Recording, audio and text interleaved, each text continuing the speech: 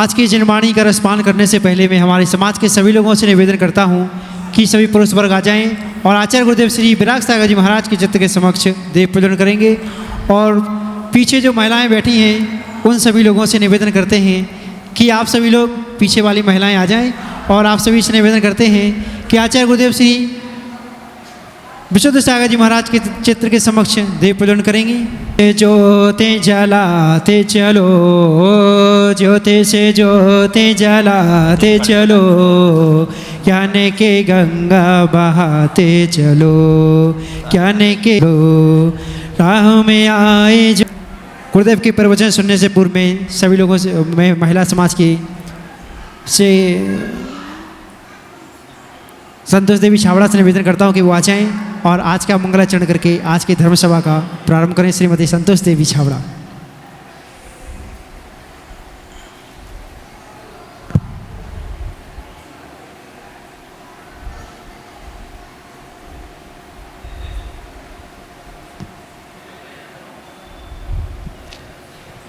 जय बोलो महावीर भगवान की जय। मुनि श्री 108 अरिजीत सागर जी महाराज की जय। समस्त मुनि संघ की जय।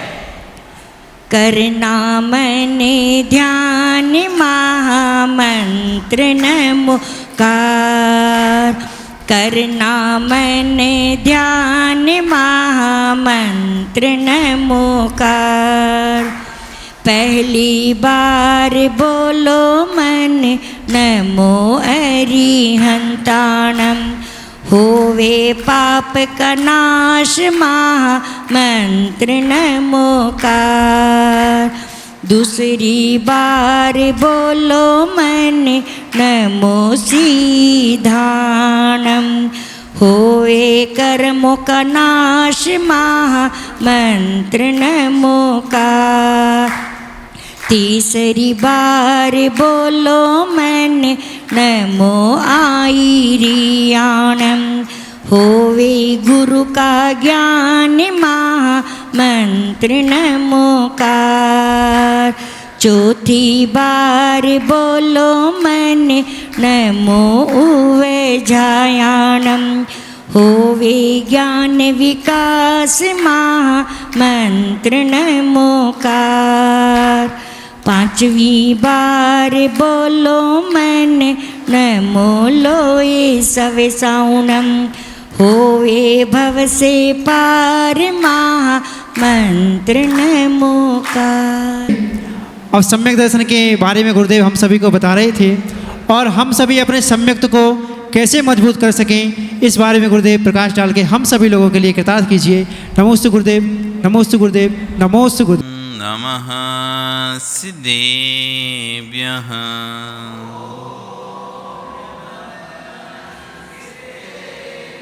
ॐ नमः सिद्धेभ्यः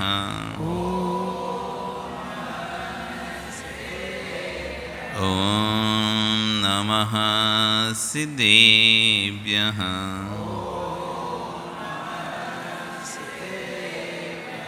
तिर्यणे खग्गिणाय रुतारे मोहि सिर सिरेणि बिहु आयरी राहु पसियो परवादिन्यो भवे झीलुए।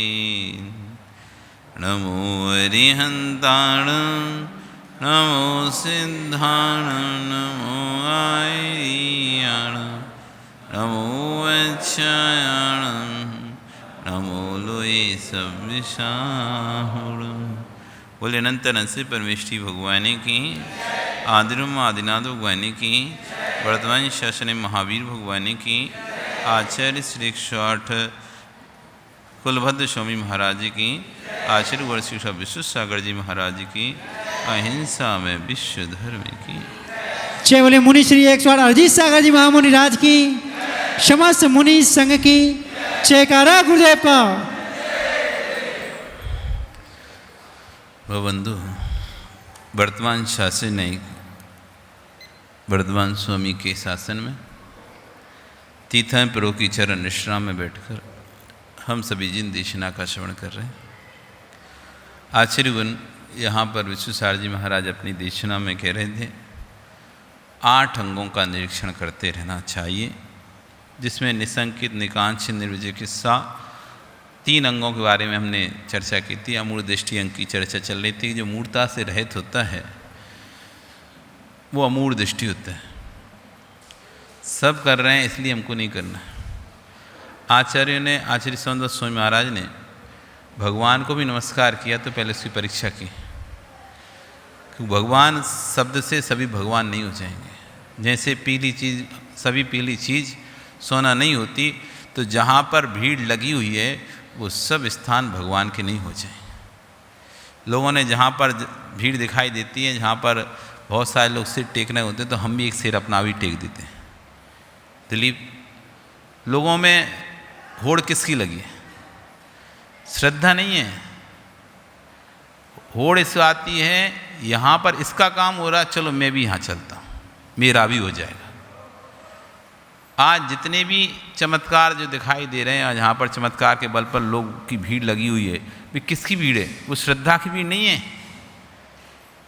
चाहे वे किसी धाम वाली जगह पे हों, कहीं भी हों, चाहे कोई भी संत हो, कोई बाबा हो, चाहे शिरडी हो, चाहे कहीं भी हो, XYZ कितनी भी जगह जो भी स्थान हैं, उन स्थानों पर श्रद्धा की भीड़ नहीं है, वो चमत्कार की भीड़ है।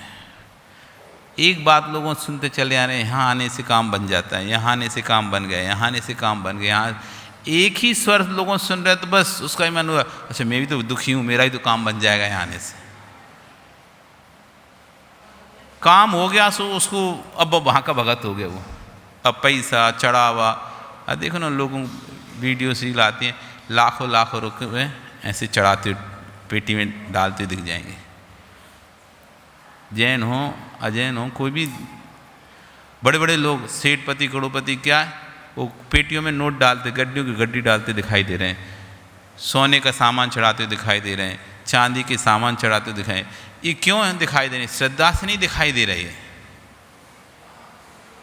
इनका काम बन गया सो इन्होंने चढ़ा दिया। इनका काम बन गया, यह लोगों से सुना कि ऐसे चढ़ाएंगे सो काम बन जाएगा। तो भगवान संज्ञा से सभी भगवान नहीं होंगे। आचार्य भगवान नाम पर आप हर जगह सिर मत टेक लेना, गुरु के नाम पर हर जगह सिर मत टेक लेना, सास के नाम पर हर जगह सिर मत टेक लेना। आप पहले परीक्षा प्रधानी बनो। सबकी अपनी अपनी कैटेगरी दी गई हैं, सबकी अपनी अपनी कसौटियाँ दी गई हैं। देव की अलग कसौटी है, गुरु की अलग कसौटी है, सास की अलग कसौटी है। उन कसौटियों पर उस वस्तु को रखो। अगर भैंसी निकले या उससे उसके समकक्ष हो, थोड़ी बहुत ऊंची नीची हो सकती है। जैसे कि हम सोना है 24 कैरेट का भी हो सकता है, 22 कैरेट का भी हो सकता है, 20 कैरेट का भी हो सकता है, 18 कैरेट का भी हो सकता है, 14 कैरेट का हो सकता है। खोट मिल ही सकती है, लेकिन सोना उसके अंदर होना चाहिए। अब पीतल कितने कैरेट का होगा? पीतल को तुम सोने की कसौटी पे कसोगे तो कोई कैरेट निकलेगा उस पर? इतने कैरेट इसमें सोना है, तो वो तो पीतल ही रहेगा। सोना होगा तो कम बेसी हो सकता है। इस पंचम काल में किसी साधु तरिया थोड़ी कुछ हो सकती है, किसी की थोड़ी कुछ हो, 19-20, किसी की थोड़ी अच्छी हो सकती है। कोई ज़्यादा तपस्या ध्यान आदि कर सकता है, थोड़ा कोई कम तपस्या ध्यान आदि कर, लेकिन फिर भी कैटेगरी उसकी है। लेकिन सोना तो उनके अंदर होना चाहिए, सोना तो उनके अंदर होना चाहिए। बिल्कुल ही सोना नहीं है और आप उसे सोना समझ के रख रहे, ये आप गलत काम कर दिया। यह अब देव की क्या, आप तो निच्छिन्न दोषेण सर्वज्ञेण गमेशिना, जो दोषों से रहित हो।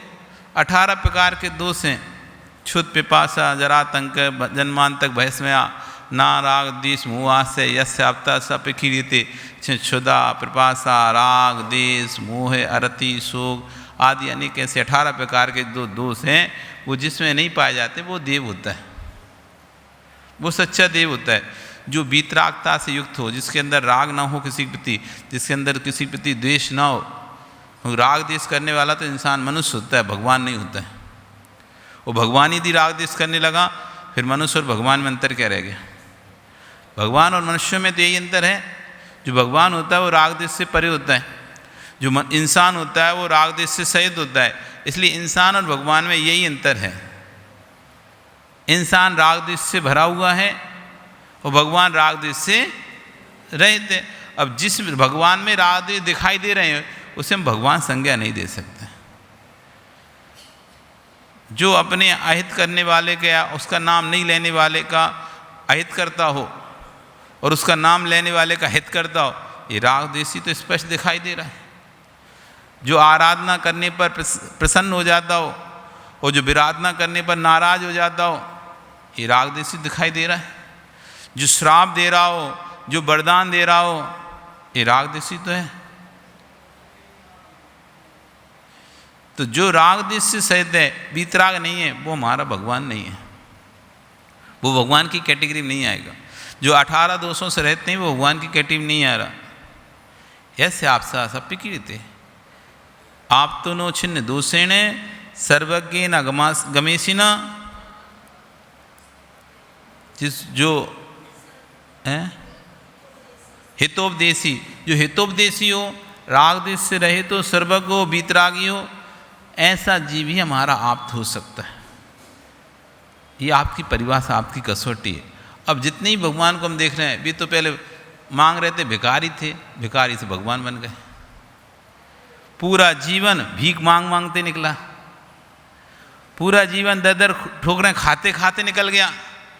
अंतिम में शरीर का भी नहीं है कि जलाएं के दफना, ये भी स्थिति नहीं है, वे भगवान बन गए। पूरा जीवन तो इस तरह से निकला जिसका, उसे तुमने भगवान बना दिया।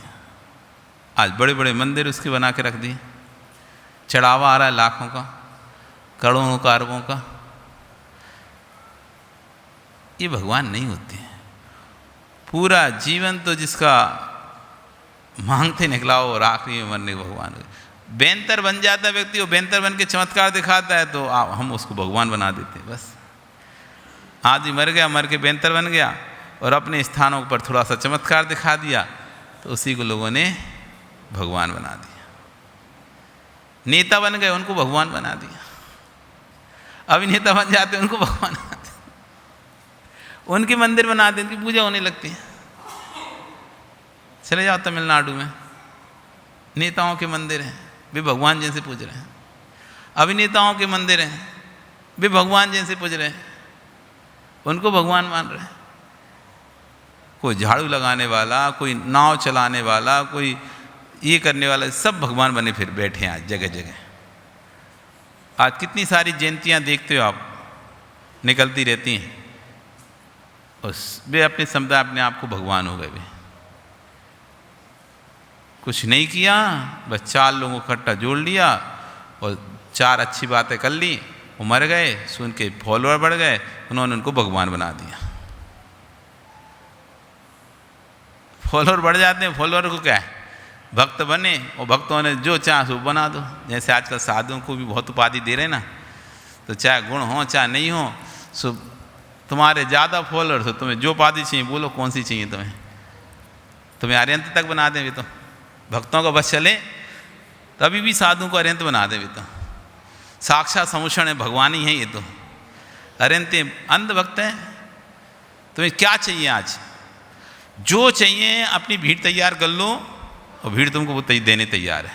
आचार्य बन जाओ, उपाध्याय बन जाओ, जो भी उपाधि चाहिए तुम्हें चाहिए वो उपाधि ले लो आप। पब्लिक को तो देना है बस एक बार, और अपन को लिखना है, हो गया, बन गए। गुण है नहीं है ये तो बात की बात है। तो जिसकी ज़्यादा भीड़ वही भगवान आज की डेट में। तो जिसके ज़्यादा मानने वाले चाहने वाले हैं, वो कैसा भी हो वो भगवान है। बाद में फिर वे भगवान भागते फिरते हैं। देखिए ना कितने भगवानों को भागना पड़ा। फिर मीडिया में आप देखते हो, ये भगवान का पर्दाफाश, वो भगवान का पर्दाफाश, वो भगवान का पर्दा, दरबार लगा हुआ है सबका, सबके बड़े बड़े फॉलोअर थे, बड़े बड़े महल थे, रजवाड़े थे, सबके आलीशान शाही रहने वाले थे, और पूरा ऐसी लाखों की अंधा भीड़ लगी हुई थी, जैसे टेके लोग ऐसे पैसा लुटा रहे थे। बाद में भगवान इंसान बन गए कुछ समय बाद, तो जेलों में पड़े,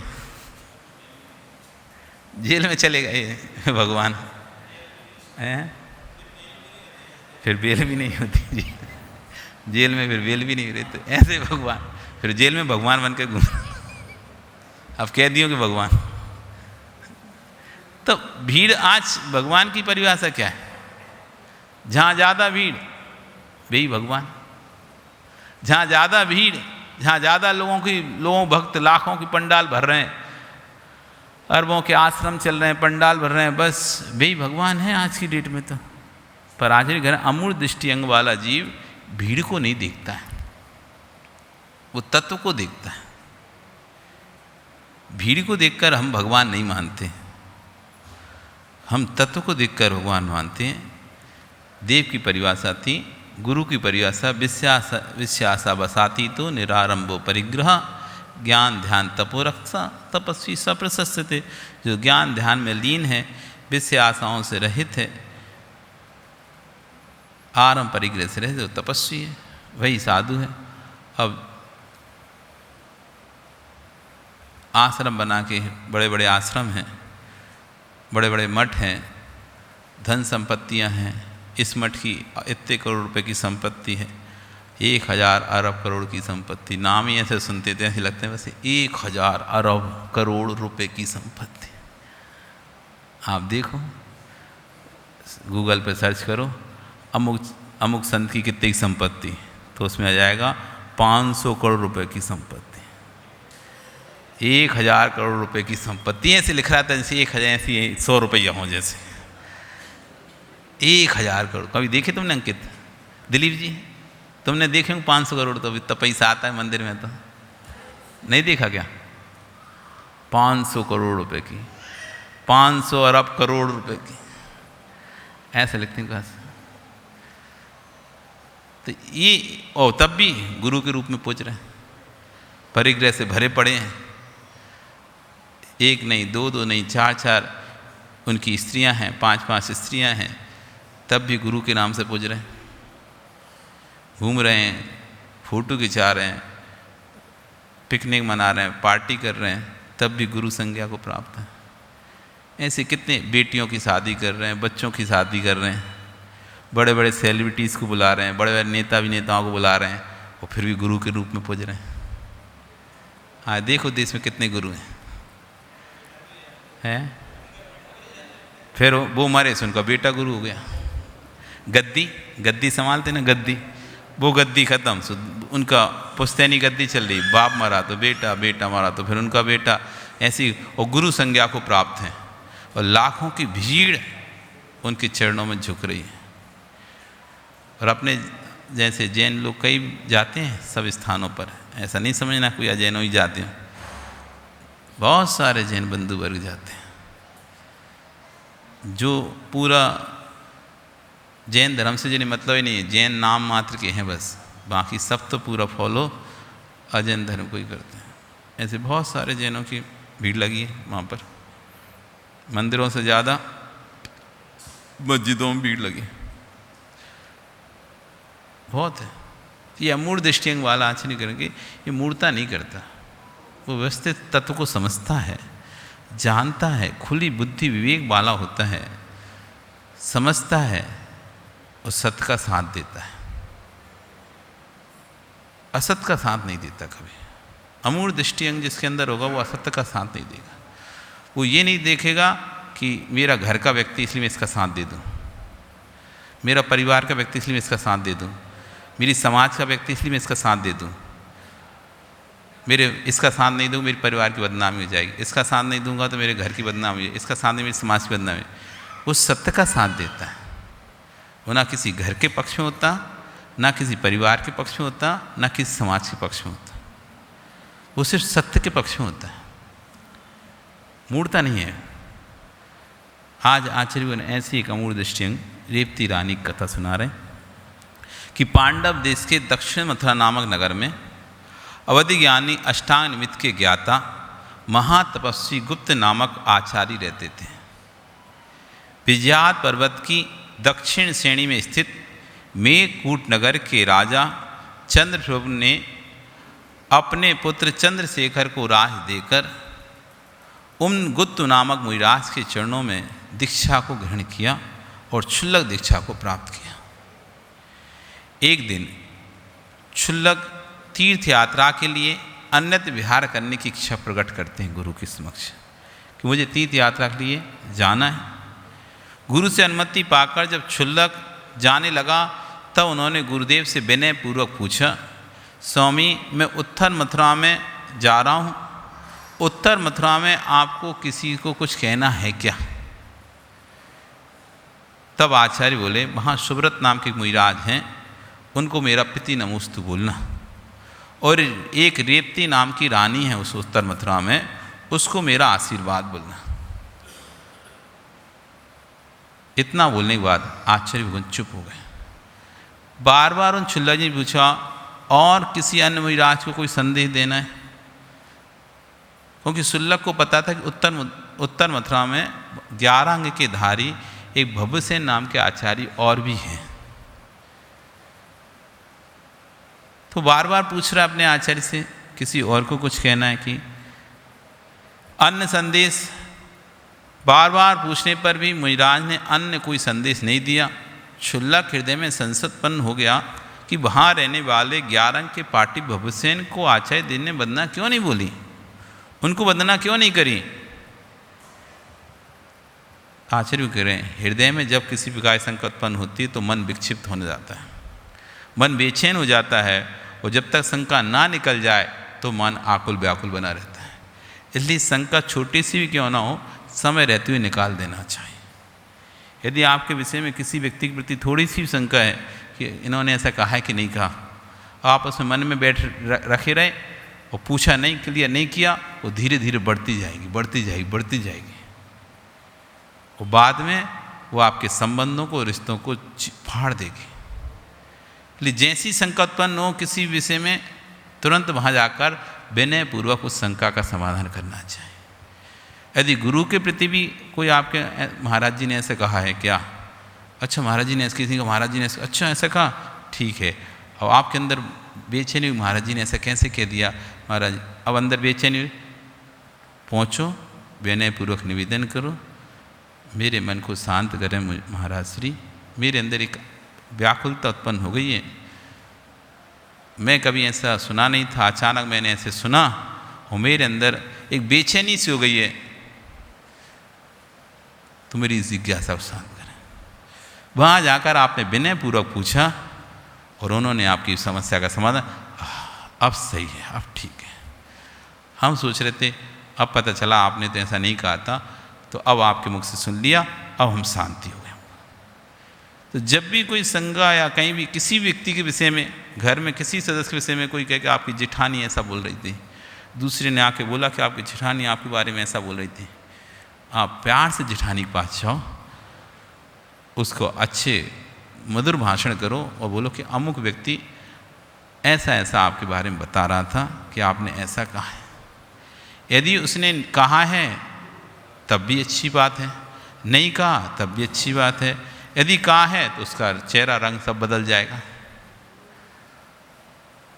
हाव भाव बदल जाएंगे, नहीं कहा तो आपको बता दे भी हमने नहीं कहा। और अच्छी बात है, यदि कहा है तो कम से कम उसको पता चल गया कि मेरी जिससे उसने कहा है वो देखो चुगली करने वाली है, जो मेरे घर को फोड़ रही, अगली बार से कम से कम उससे नहीं कहेगी। कितने फायदे हैं। आपने सीधा जाके पूछ लिया क्या वो व्यक्ति आपके बारे में, वो लोग बड़े खतरनाक, हमने सुना है ऐसा, ये लोग बड़े खतरनाक होते हैं, ये लोग बड़े खतरनाक होते हैं। आपने सुना है तो किसी के मुख से तो सुना होगा, हवा में शब्द तोड़ के नहीं आ रहा होगा कि आपने पकड़ लिया, ऐसे कैच कर लिया और कान में डाल दिया। आपने जिससे भी सुना है, आपको तो पता है ना आपने किससे सुना है। उसने कहा है नहीं, उसने सुना है या उसने कहा है, ये आपको भले नहीं पता हो, लेकिन इतना तो आपको पता है कि आपने किससे सुना है। जब आप अमुक व्यक्ति से, किसी व्यक्ति से बात कर रहे हो और कह रहे हमने आपके बारे में ऐसा सुना है, और वो पूछता है किसने कहा, नहीं हमने तो ऐसे सुना है। यदि आपने सुना है तो स्पष्ट बोलना चाहिए, अमुक व्यक्ति के मुख से हमने ऐसा सुना है। आपको किस बात का डर? और डर ही था, फिर बताने की क्या जरूरत थी? यदि इतना ही डर लग रहा था फिर बोलने की जरूरत नहीं थी। सामने वाले को मस्तिष्क में आपने एक ऐसा फुंदरा छोड़ दिया, अब बेचारा टेंशन में किसने कहा किसने कहा किसने कहा। कभी बात तो ऐसा होता कोई ने कुछ कहा नहीं होता, बस अपनी बात को कहना होता है सामने वाले को। तो कोई कह रहा था, कोई बात कर रहा था, इसलिए हमने आपको बताया। वो कोई नहीं बात कर रहा था, उसी दिमाग में फतूर उड़ा था और उसको उसके से निकलवाना था अंदर से सामने वाले के। सो क्या कह दिया, कोई ऐसा बोल रहा था, अब कोई दिमाग फतूर है, अब वो उस पर तो शक ना करके इस पे शक कर रहा है, इस पे शक कर रहा है, इसने नहीं बोला, इसने से बोला, और अपने रिश्ते खराब कर रहा है वो। और जबकि किसी ने नहीं कहा। समाज में ऐसी बात चल रही थी, लोग औरतों में ऐसी बात चल रही थी, आदमियों में ऐसी बात चल, कई बात नहीं चल रही थी, उसके दिमाग में चल रही थी बात। बस उसने क्या किया, समाज में ऐसी बात चल रही थी, लो अपने दिमाग का फतूर समाज पे ठोक दिया। समाज को तो मतलब ही नहीं था, किसी को मतलब ही नहीं था, उसके दिमाग में फतूर उड़ा था, उसके दिमाग में था। लेकिन ऐसा स्वयं कह देते हैं तो फिर हो जाएगा ना, मैंने तुम ऐसे क्यों सोच रहे हो, प्रश्न कर सकता है व्यक्ति। तो इसलिए अपन को बचाने के लिए और बात को पहुंचाने के लिए दूसरे के कान में हम क्या करते हैं, समाज में चल रही थी बात, तुमने किससे सुनी, अब मैंने सुनी, वो नाम नहीं बताऊंगा, बस अब नाम नहीं बता रहेगा, समझ लो पक्का यही बोलने वाला है और कोई नहीं बोलने वाला। स्पष्ट है, जो ये कहे मैं नाम तो नहीं बताऊंगा, बस ऐसा मैंने सुना है, तो ये कोई ने नहीं सुना, तुमने ही अपने मन से बना के गढ़ी है कहानी। पूरी ऐसी कहानी गढ़ी और उस तरह से प्रस्तुत किया, सामने वाला टेंशन में आ गया, अरे लोग मेरे बारे में ऐसा बोल रहे हैं। अब वो लोगों से लड़ रहे हैं। अब लोग कहने पागल हो गए कि हमसे क्यों लड़ रहे हैं, उन्हें पता ही नहीं लोगों को ये हमसे क्यों लड़ रहे हैं। अब उसके दिमाग में भर दिया, लोगों ने ऐसा कहा तो वो लोगों से लड़ेगा। अब लोग कह रहे हैं कि ये पागल हो गया, इसको तो कोई ना कुछ बोला नहीं है, ये लड़ क्यों रहा है। तो भैया जब भी शंका हो तो तुरंत उसको, जिसके प्रति शंका है उससे जाके क्लियर कर लेना चाहिए, क्योंकि शंका छोटी भी क्यों ना हो कालांतर में बड़ा रूप ले लेती है और अच्छे अच्छे मीठे मीठे मधुर संबंधों को भी तोड़कर रख देती है। कभी भी कोई भी किसी के प्रति भी हो, आपसे बड़े के प्रति भी क्यों ना हो, छोटे के प्रति भी क्यों ना हो, पर जाना विनय के साथ। अभिनय के साथ जाओगे तो और लड़ाई हो जाएगी, शंका तो छूटो, फिर वो कहते तू ही करने वाला है सबका उपद्रव। विनय भाव के साथ आप किसी के पास भी जाओगे, बड़ी से बड़ी बात भी आप जानना चाहोगे आपको प्राप्त मिल जाएगी। और बिना विनय के आप कुछ भी करने जाओगे तो उल्टा ही होगा तुम्हारे साथ, फिर गाली खा के आओगे, गाली खा के आओगे। शत्रु के पास भी विनय से जाओगे तो शत्रु भी राज बता देगा, और हैकड़ी में जाओगे तो कोई नहीं बताने वाला। जब रावण की पद्म पुराण पढ़ो, बहुत उसमें बहुत नीतियों का ग्रंथ है पूरा पद्म पुराण, ढूंढोगे तो हजारों नीति उसके अंदर मिलेंगी आपको। जब रावण इंद्र से लड़ने जा रहा था, इंद्र नाम का एक व्यक्ति था, उससे लड़ने जा रहा था, पर उसका सुरक्षा कवच इतना तगड़ा था पक्षी पर नहीं मार सकता। अदृश्य देवी सुरक्षा कवच था, कोई यदि प्रवेश करना चाहे तो जल के राख हो जाएगा। रावण भी उसके अंदर प्रवेश नहीं कर सकता सुरक्षा कवच को भेद के। पर अब जब रावण को आना सुना तो जो उसकी रानी थी, शत्रु राजा की रानी थी, वो रावण के शुरू से बहुत किस्से सुन के रखी थी, उसकी वीरता के किस्से सुन के रखी थी, उसके अंदर रावण पहले से बसा था। और जब रावण को आता सुना तो उसको बड़ी खुशी हुई कि जिसकी मैं कितनी कहानियाँ सुनती थी बचपन से, आज उस रावण को देखूंगी। वह अपनी दूती को भेजती है रावण के पास और अपनी मन की इच्छा बताती है कि आप मैं स्वीकार करो मुझे, मैं कब से आपकी बाट जोह रही हूँ, कब आप आओगे, लेकिन आज आप आयो, पर मैं आपको अपना पति स्वीकार करना चाहती हूँ, आपकी दासी बनना चाहती हूँ। तो रावण ने पहले तो भगा दिया उसकी दासी को, क्या फालतू बात करते हो, मैं किसी पत्नी को नहीं स्वीकार करता और आप अपने पति के साथ ही रहो, ऐसा करके पहले तो भगा दिया। फिर मंत्रियों ने समझाया, क्या कर रहे हो पागलपंती, आपको नगर में कब्जा करना है कि नहीं करना, नगर में कब्जा करना ही करना कि हाँ करना है। ऐसे तो आप नगर में कब्जा कर ही नहीं सकते, क्योंकि इतना सुरक्षित मंत्रित्व कोट है, इसको तो आप क्या कोई भी नहीं तोड़ पाएगा, इसको तो भेद मिलेगा तभी टूट सकता है। और वो भेद कौन देगा, शत्रु तो देने ने, शत्रु की स्त्री ही दे पाएगी भेद। आप उससे प्यार से चर्चा करो। अगली बार फिर जब दूती आई, उसने कहा ठीक है, एक काम करते हैं, पहले मैं आपके नगर में तो आ जाऊं, फिर अपन बैठ के चर्चा करते हैं आराम से, क्या करना है क्या नहीं करना, साथ में रहना है, कैसे क्या करना है, अपन चर्चा अपन बाद में करेंगे, पहले इस सुरक्षा कवच को तोड़ने का उपाय तो मिले, फिर मैं अंदर आ पाऊँ। तो रानी का अच्छा ऐसी खबर भेजी है, तो ठीक है मैं बताती हूँ सुरक्षा कवच तोड़ने का उपाय। उसने सुरक्षा कवच तोड़ने का उपाय बता दिया और रावण ने सुरक्षा कवच तोड़ा और वो शत्रु राजा को अपने कब्जे में कर लिया और धीरज से रानी के पास गया, देखो हम तुम्हें स्वीकार नहीं कर सकते और हम तुम्हारा भेद भी नहीं खोल रहे अब किसी को, कि तुम्हारे अंदर ऐसा पाप था और तुमने बताया, लेकिन तुम अपने राजा के साथ ही रहो, हम राजा को कोई हानि नहीं पहुंचा रहे, बस हमको उसका अधीनता करनी थी, राज्य करो, तुम अपने राजा के साथ रानी बनकर आराम से राज्य करो और उसी में सुखी रहो। भेद भी जान लिया और वापस उसको, भैया तुम इसी राजा के अपने राजा के साथ ही रहो, उसकी बदनामी नहीं होने दी। तो विनय से व्यक्ति शत्रु के भेद भी जान लेता है और अकड़ में कुछ भी नहीं कर पाता। तो जितना ज़्यादा विनयवान होगा वो अपनी शंका को जल्दी समाधान कर लेगा। तो कह रहे हृदय जब किसी का संकट उत्पन्न हो जाती है तो मन विक्षिप्त हो जाता है, और जब तक शंका ना निकले तब तक शांति नहीं मिलती। अब क्षुल्लक हृदय में शंका बैठ गई कि गुरु महाराज ने उनको नमोस्तु क्यों नहीं बोला, वो भी तो आचार्य मुनिराज को नमोस्तु बोल दिया, श्राविका को आशीर्वाद बोल दिया, लेकिन